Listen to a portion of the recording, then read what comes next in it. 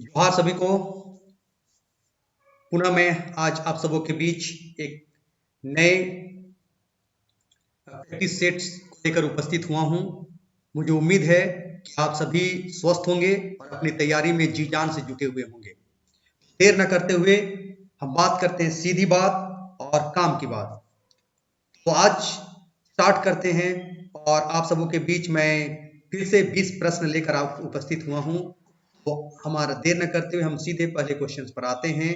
पहला क्वेश्चन है, credit guarantee fund योजना CGS क्रेडिट गारंटी स्कीम्स का संबंध किससे है? ऑप्शन ए MSME क्षेत्र, बी बैंकिंग क्षेत्र, सी बीमा क्षेत्र, डी इनमें से सभी। आपको बता दें, क्रेडिट गारंटी फंड योजना 2000 में वर्ष 2000 में भारत सरकार द्वारा एमएसएमई क्षेत्र को संपार्श्विक मुक्त ऋण उपलब्ध कराने के लिए शुरू किया गया था। एमएसएमई क्षेत्र के लिए शुरू किया गया था, जिसमें ऋण से संबंधित बातें थी, तो इसलिए बैंकिंग क्षेत्र और बीमा क्षेत्र भी इसमें शामिल है। तो क्रेडिट गारंटी फंड योजना का संबंध किससे है? अगर इसका उत्तर देखा जाए, इसका उत्तर होगा डी, इनमें से सभी। दूसरा प्रश्न लेते हैं, राष्ट्रीय पशु रोग नियंत्रण कार्यक्रम NADCP किस वर्ष शुरू किया गया था? NADCP national animal disease control programme किस वर्ष शुरू किया गया था? ऑप्शन है 2018, 2019, 2020 और 2021। आंसर है बी, 2019। अगला प्रश्न लेते हैं, राष्ट्रीय पशु रोग नियंत्रण कार्यक्रम के संबंध में विचार करें। राष्ट्रीय पशु रोग नियंत्रण कार्यक्रम के संबंध में विचार करें। कथन दिया हुआ है, पशुओं में पैर और मुंह के बीमारी, फुट एंड माउथ डिजीज तथा ब्रुसेलोसिस जैसी 2 बीमारियों को रोकना एवं टीकाकरण करना था। दूसरा कथन है, वर्ष 2025 तक पशुओं की बीमारियों को नियंत्रित करना और वर्ष 2030 तक उनका उन्मूलन करना। तीसरा कथन है, यह एक केंद्रीय योजना है। बता देते हैं, हम लोग बात करते हैं, जैसा कि इससे पहले वाले प्रश्न में देखे थे, राष्ट्रीय पशु रोग नियंत्रण कार्यक्रम एक केंद्रीय योजना है और इसकी शुरुआत 2019 में भारत सरकार के द्वारा किया गया था। इस कार्यक्रम के तहत पशुओं में जो फुट एंड माउथ डिजीज और ब्रुसेलोसिस जैसी 2 बीमारियां जो होती है, उसको रोकना इसका उद्देश्य था। उसको रोकने के लिए जो भी वैक्सीनेशन होगा, टीकाकरण होगा, उसको कारगर तरीके से प्रयोग में लाना था। साथ ही साथ इस कार्यक्रम के तहत इसका उद्देश्य ये भी रखा गया था कि वर्ष 2025 तक पशुओं की बीमारियों को नियंत्रित करना और वर्ष 2030 तक उनका उन्मूलन करना भी इस कार्यक्रम का या योजना का प्रमुख बातें थी। इस तरह से देखा जाए तो कथन 1 भी, कथन 2 भी और कथन 3 भी सही है। इसलिए इसका सही उत्तर होगा डी, 1, 2 और 3। क्वेश्चन पूछा है, सही कथन है, तीनों ही सही कथन है। आगे हम लोग आते हैं, महात्मा गांधी राष्ट्रीय रोजगार गारंटी अधिनियम कब पारित किया गया था? अधिनियम एक्ट कब पारित किया गया था? ऑप्शन है 23 फरवरी 2005, 30 मार्च 2005, 30 अगस्त 2005 और डी है 23 दिसंबर 2005। इसका उत्तर है 23 अगस्त 2005। अगला क्वेश्चन लेते हैं, महात्मा गांधी राष्ट्रीय रोजगार गारंटी योजना मनरेगा कब शुरू किया गया था?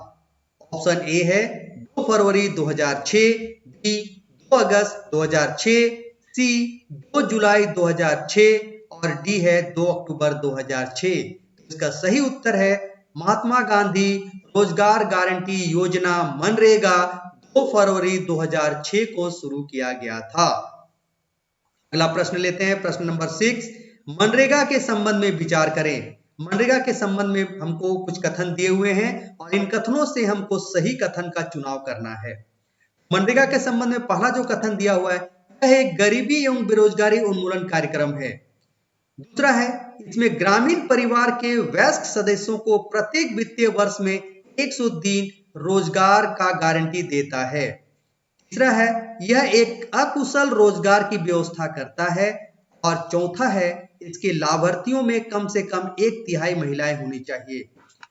तो मनरेगा के संबंध में जो ये चारों कथन दिए गए हैं, ये चारों कथन सही प्रतीत होते हैं, क्योंकि यह एक गरीबी और बेरोजगारी उन्मूलन कार्यक्रम है। और इस कार्यक्रम या योजना के तहत किसी भी ग्रामीण परिवार के वयस्क सदस्यों को प्रत्येक वित्तीय वर्ष में 100 दिनों की रोजगार की गारंटी देती है।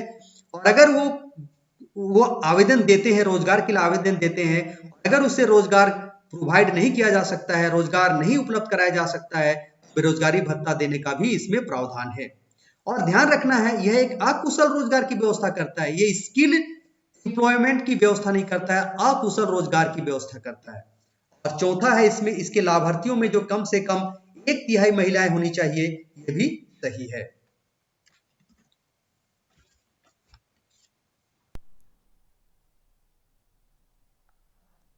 अगला ऑप्शन लेते हैं, अगला क्वेश्चन लेते हैं, 7वां, नाबार्ड के संबंध में विचार करें। नाबार्ड के संबंध में विचार करें या क्या सही है। तो पहला ऑप्शन है, यह एक विकास बैंक है। दूसरा है, एक गैर संवैधानिक निकाय है, इसका मुख्यालय मुंबई है। और चौथा है, यह सहकारी बैंकों और क्षेत्रीय ग्रामीण बैंकों का पर्यवेक्षण करता है, मतलब मॉनिटरिंग करता है। पहला है, यह एक विकास बैंक है। दूसरा है, यह गैर संवैधानिक निकाय है। तीसरा, इसका मुख्यालय मुंबई है। और यह सहकारी बैंकों और क्षेत्रीय ग्रामीण बैंकों को पर्यवेक्षण करता है। तो देखिए, नाबार्ड का जो फुल फॉर्म है उसको अगर देखेंगे तो पहला ऑप्शन आपका पकड़ में आ जाएगा। इसका फुल फॉर्म है national bank for agriculture and rural development. तो अब देखिए, नाम ही से है कि ये ग्रामीण विकास को प्रायोरिटी देता है और साथ ही कृषि को, तो ये पहला ऑप्शन भी सही है।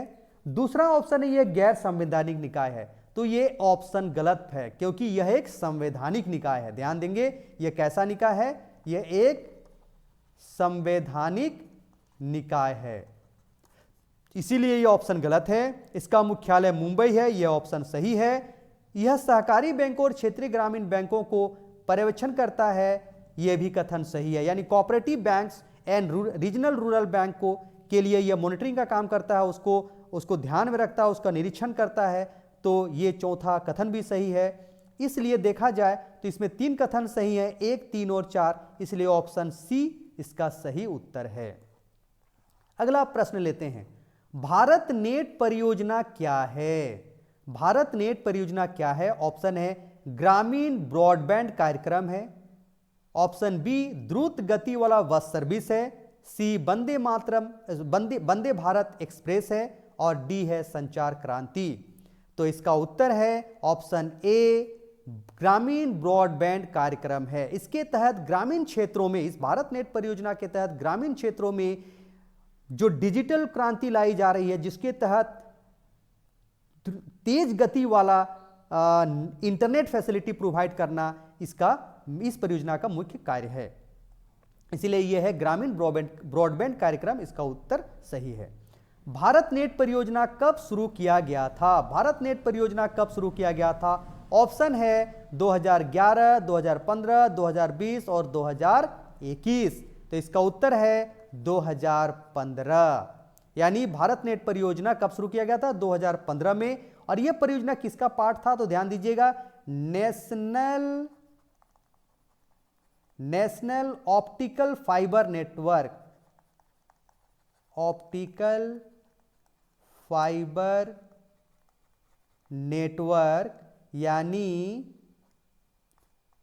NOFN, जिसकी शुरुआत हुई थी अक्टूबर 2011 को। इस नेशनल ऑप्टिकल फाइबर नेटवर्क जिसकी शुरुआत कब हुई थी,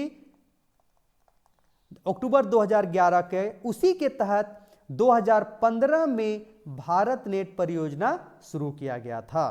तो ये भारत नेट परियोजना किसका भाग है? अगर इस तरह का प्रश्न आता है तो आंसर देंगे नेशनल ऑप्टिकल फाइबर नेटवर्क का ही एक हिस्सा है या उसी के तहत इसको शुरू किया गया था। अगला प्रश्न आते हैं, राष्ट्रीय ब्रॉडबैंड मिशन कब शुरू किया गया था? राष्ट्रीय ब्रॉडबैंड मिशन कब शुरू किया गया था? आपके समक्ष ऑप्शन दिए हुए हैं। आपका ऑप्शन ए है 2018, ऑप्शन बी है 2019, ऑप्शन सी है 2020 और ऑप्शन डी है 2021। तो इसका उत्तर है ऑप्शन बी 2019। राष्ट्रीय ब्रॉडबैंड मिशन 2019 में शुरू किया गया था। अगला प्रश्न लेते हैं, प्रश्न नंबर 11। प्रधानमंत्री आवास योजना ग्रामीण यानी PAYG, प्रधानमंत्री आवास योजना ग्रामीण के संबंध में विचार करें। हमारे समक्ष कुछ कथन दिए हुए हैं, 3 कथन हैं, उनमें से हमें चुनाव करना है कि कौन सा कथन सही नहीं है। तो देखिए, पहला कथन दिया हुआ है, यह ग्रामीण विकास मंत्रालय द्वारा आवास निर्माण योजना है। दूसरा ऑप्शन है BPL परिवार को वर्ष 2022 तक सभी के लिए आवास के उद्देश्य से 1 अप्रैल 2015 को शुरू किया गया था। तीसरा कथन है, यह एक केंद्र प्रायोजित योजना है जिसमें मैदानी क्षेत्रों में 60:40 एवं उत्तर पूर्वी एवं पहाड़ी राज्यों के लिए 90:10 के अनुपात में केंद्र और राज्य सरकारों के बीच साझा की जाती है। अब ध्यान दीजिए, ये जो प्रधानमंत्री आवास योजना है, आप सभी को पता है कि इसमें सरकार द्वारा बिलो पॉवर्टी लाइन जो रहते हैं यानी ग्रामीण जो अत्यंत गरीबी रेखा से नीचे जो व्यक्ति रहते हैं उनके लिए आवास निर्माण संबंधी योजना है। तो ये इसकी शुरुआत या इस योजना को किस मंत्रालय के द्वारा इसको चलाया जाता है? तो ग्रामीण विकास मंत्रालय द्वारा चलाया जाता है। तो ये कथन सही है।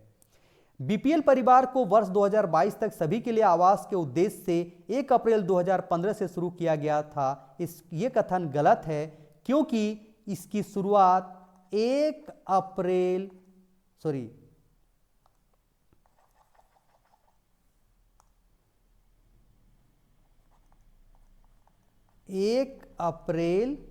2016 को इसकी शुरुआत हुई थी, ना कि 15 में, इसीलिए यह कथन गलत है। यह केंद्र प्रायोजित योजना है, यह सही है, और जिसमें मैदानी इलाकों में जो वित्तीय भार आती है उसमें 60-40 होता है, यानी 60 केंद्र सरकार की और 40 राज्य सरकार की। वहीं उत्तर पूर्वी जो नॉर्थ ईस्ट स्टेट हैं और जो भी पहाड़ी राज्य हैं वहां 90:10 के अनुपात में हमारा जो वित्तीय भार होती है उसका बंटवारा होता है, यानी 90% केंद्र सरकार वहन करती है और 10% जो व्यय आती है वो राज्य सरकार वहन करती है। तो ये भी कथन सही है। तो अगर देखा जाए इनमें से कौन सा कथन गलत है, अगर ये प्रश्न पूछा है तो केवल 2 जो है ये कथन गलत है, इसलिए ऑप्शन बी सही होगा।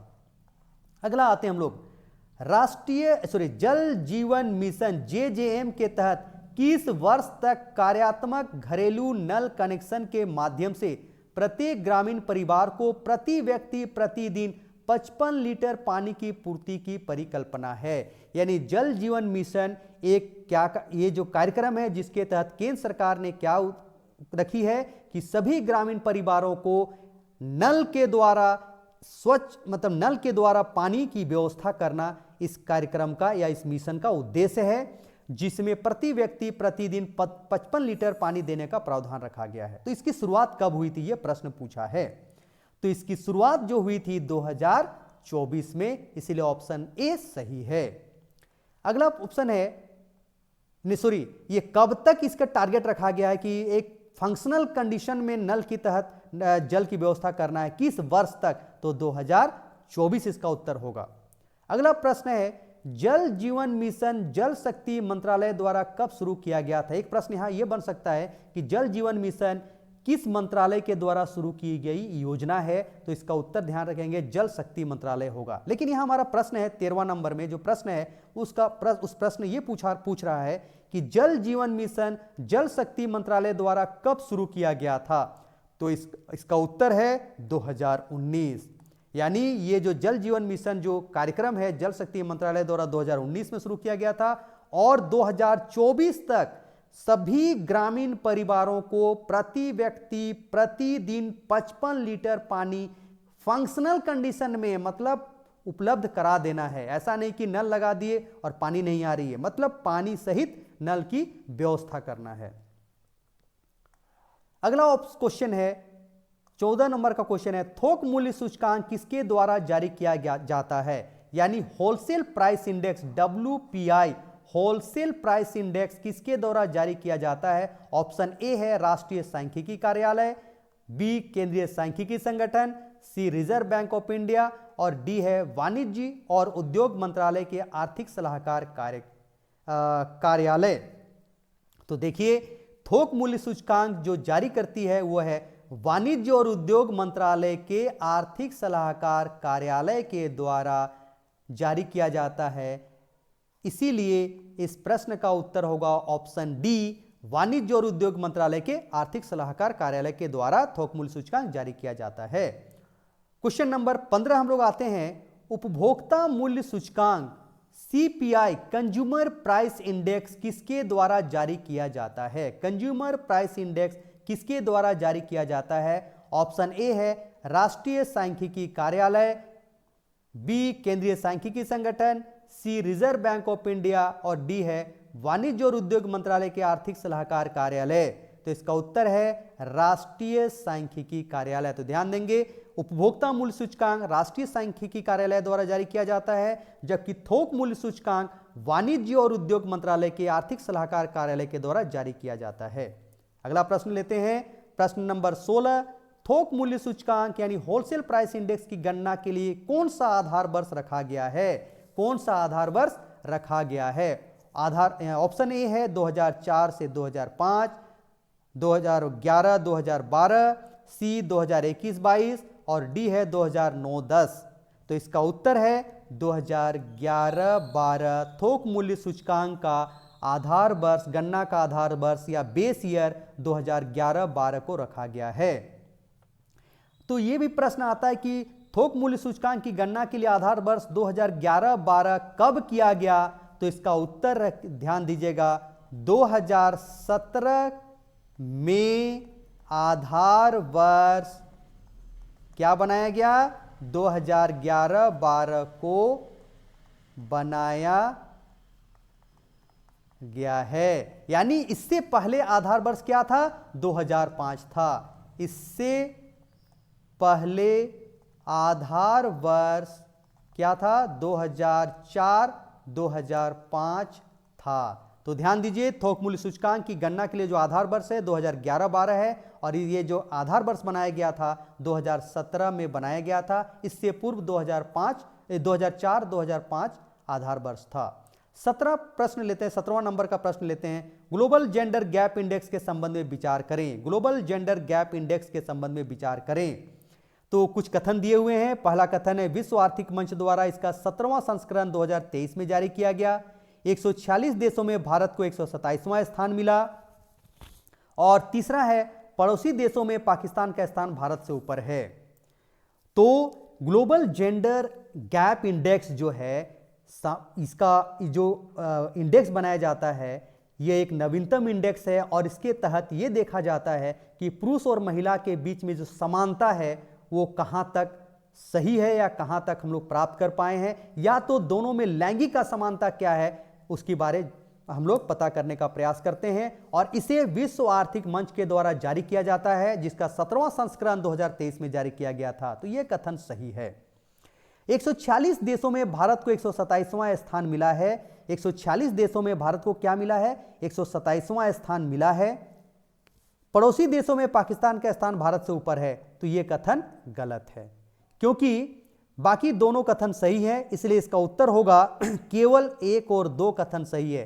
तो ध्यान दीजिए, ग्लोबल जेंडर गैप इंडेक्स जो है ये विश्व आर्थिक मंच के द्वारा जारी किया जाता है। इसके 4 आयाम हैं और इससे संबंध में विस्तृत मैंने जानकारी आप सबों को एक अपने एक वीडियोज में आपको अपलोड किया हूं, आप उसको देखेंगे, जिसका ग्लोबल जेंडर गैप इंडेक्स के नाम से ही ये वीडियोज है, आप उसको जरूर से देख लेंगे।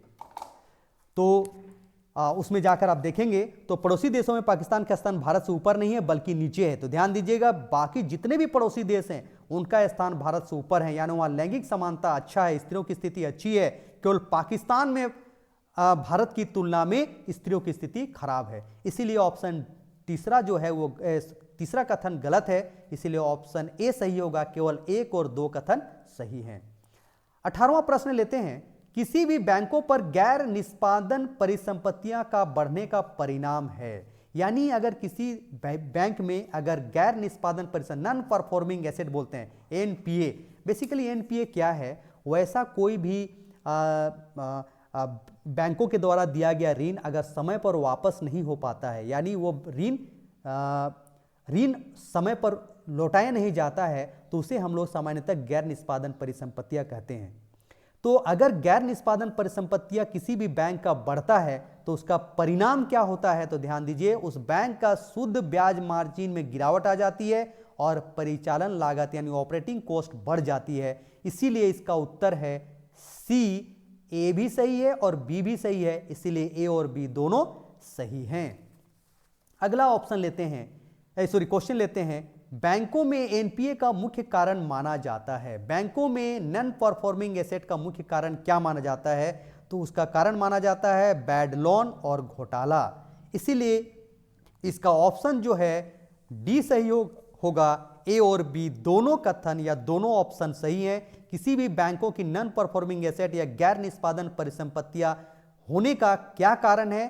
तो बैड लोन और घोटाला, ये दोनों उसके कारण माने जाते हैं। 20वां प्रश्न लेते हैं, एक वर्ष में शेष विश्व के साथ किसी देश के सभी आर्थिक लेन देन, या लेन देन है ना, ये लेन देन है, ये के व्यवस्थित विवरण के रूप में परिभाषित किया जा सकता है। ऑप्शन ए है व्यापार घाटा, बी व्यापार संतुलन, और सी भुगतान संतुलन, और डी राजकोषीय घाटा। तो बैलेंस ऑफ पेमेंट किसी भी देश का किसी शेष विश्व के साथ किसी भी एक वित्तीय वर्ष में जो भी समस्त आर्थिक लेन देन होते हैं उसका व्यवस्थित जो रिकॉर्ड होता है उसी को हम लोग भुगतान संतुलन कहते हैं। तो इस तरह से ऑप्शन सी इसका सही होगा। तो मित्रों, आप सबों के बीच आज पुनः मैं 20 प्रश्नों का संग्रह लेकर आया था, और इस 20 प्रश्नों में मैं उसके जो उत्तर हैं उसमें जितना हो सकता था मैंने उसको एक्सप्लेन करने का प्रयास किया है। मुझे उम्मीद है, और उम्मीद ही नहीं पूर्ण विश्वास है कि ये 20 का जो प्रश्न का संग्रह आपके पास है, सेट है, ये आपके आगामी प्रतियोगिता परीक्षाओं के लिए महत्वपूर्ण होगी। प्रत्यक्ष या अप्रत्यक्ष रूप से आपकी तैयारियों में ये मददगार साबित होगी। इसी के साथ आप सबों को जोहार, धन्यवाद।